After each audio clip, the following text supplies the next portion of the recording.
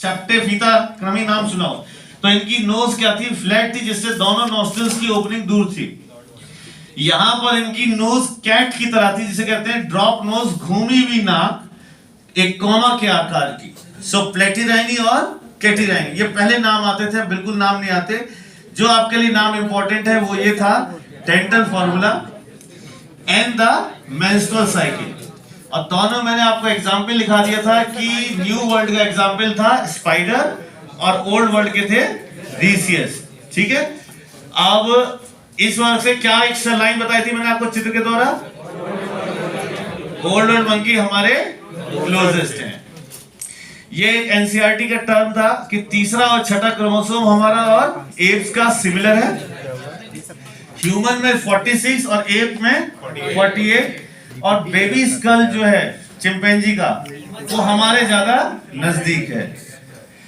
App और humans में हम लोग ने काफी डिटेल में देखा था। यहाँ इसकी बॉडी जो है पूरी तरह से सीधी नहीं है और हम लोग पूरी तरह से सीधे हैं। और 4 लिम्स के बारे में मैंने आपको बताया था, एप्स के लॉन्गर हैं और हमारे शॉर्टर हैं।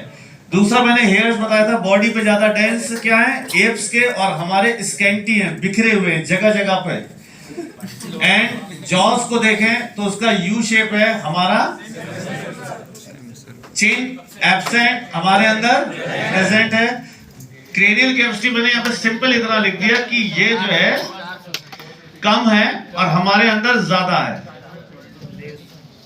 ठीक है इतना। ये मैंने एक डायग्राम बनाया था जिसमें आप लोग को ये दिखाया था कि हम लोग का ओरिजिन कहां हुआ, यहां कहीं हुए। ये देखो 60,000 ईयर्स नियर अबाउट यहां थे, और कैसे कैसे किस किस टाइम पे हम कहां कहां फैले हैं वो हमारे फॉसिल रिकॉर्ड्स की तरफ से। यहां से हम फैले और यहां आए, दिस इज मेडिटेरियन कैस्पियन सी, यहीं हमारा सिविलाइजेशन हुआ। और ये हमारा निएंडरथल चला, ये हमारा क्रोमैग्नन इधर, और पूरी हम नए संसार में पहुंच गए, फिर वापस आए, फिर ब्रीड किए, और हर तरफ हमारी ब्रीड जो है मिक्स्ड हो गई। सो ये ह्यूमन का स्प्रेडिंग था, और इतना हम स्प्रेड किए हैं कि संसार के लगभग हर भाग पे हम लोग घूमे थे। तो इसलिए कहते हैं हमारी माइग्रेटरी हैबिट की वजह से हमारा सबसे ज्यादा क्या हुआ, इवोल्यूशन हुआ। एक सिंपल सा ये चित्र दिखाया है कि ह्यूमन के जो फॉसिल्स, जो मैंने अभी मैन फॉसिल्स पढ़ाए आपको, ये 3 भागों में थे। एप फॉसिल्स मतलब वही ड्रायोपिथेकस, रामापिथेकस, कीनियोपिथेकस, ये सब थे। एप मैन फॉसिल मतलब ऑस्ट्रेलोपिथेकस, और मैन फॉसिल में Homo habilis, Homo erectus and Homo sapiens, यही नाम थे। इन्हीं चीज को हम लोग ने डिटेल आउट किया था, एक एक चीज करके हम लोग ने सबको कौन कैसा था, किसका क्या हमारे से लिंक है। क्योंकि ये पॉइंट्स बेटा हम क्रैश कोर्स के बच्चों को इतना ही ज्यादा इससे ज्यादा कर नहीं पाते, क्योंकि 1 घंटे के अंदर सब कुछ पूरा इवोल्यूशन खत्म करना होता है। अब ये है कि जो बच्चे इसमें स्मार्ट होते हैं, पढ़े हुए होते हैं, वो चाहते हैं हमें बहुत जल्दी रिवीजन करा दो आप और क्वेश्चंस कराओ।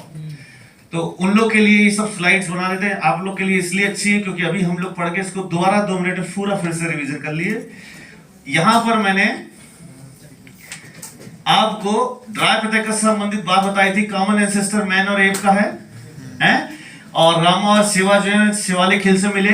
नीचे हमने एनसीईआरटी की लाइन लिख दी कि Ramapithecus was more man like while Dryopithecus was more ape like. और शुरुआत में देखो लिख दिया है ड्रायोपिथेकस लगभग 15 मिलियन ईयर्स अगो, ये लाइन थी।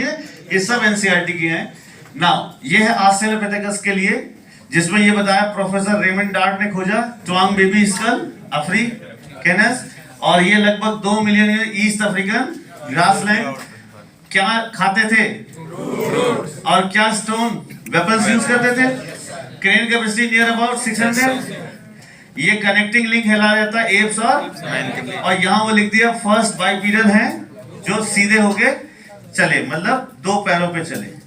ये एक क्वेश्चन एक बार आया था, एक बार क्या 4-5 बार आ चुका है, उसको बहुत डिटेल करते थे इसी चित्र को दिखा के बच्चों को, क्योंकि ये चित्र देखने के बाद बच्चों का वो दोनों क्वेश्चन सही होते थे। एक ये कि ये ऑस्ट्रेलोपिथेकस, होमो इरेक्टस और होमो सेपियंस है।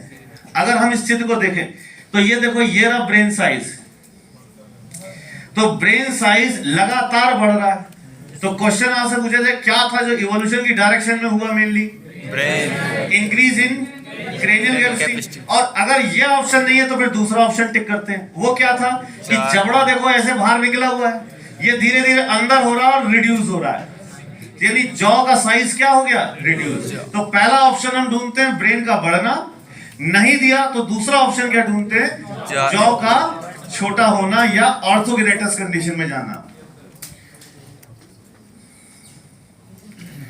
ये वो शॉर्ट फॉर्म में होमो हैबिलिस और होमो erectus. Homo habilis 2 million years उन्हीं फॉसिल्स के साथ मिले थे, ऑस्ट्रेलोपिथेकस के साथ, और लगभग 50,000 साल बाद ये आ गए। अब इनके लिए शायद ये मीट नहीं खाते थे, प्रोगेनेथस हो गई, फर्स्ट टूल मेकर या हैंडीमैन। ये क्रेनियल कैपेसिटी याद करनी है, एनसीईआरटी ने दी थी। ये दोनों लाइनें एनसीईआरटी की हैं। ये होमो इरेक्टस 900 से 1050 1075 सीसी, भाई जो जिस देश में मिला हमने वो नाम रखा। अब इन तीनों में से वास्तव में आग इसने खोजी, इसने भी उसका उपयोग किया। इसकी क्रेनियल कैपेसिटी 900 सीसी, इसकी 1075।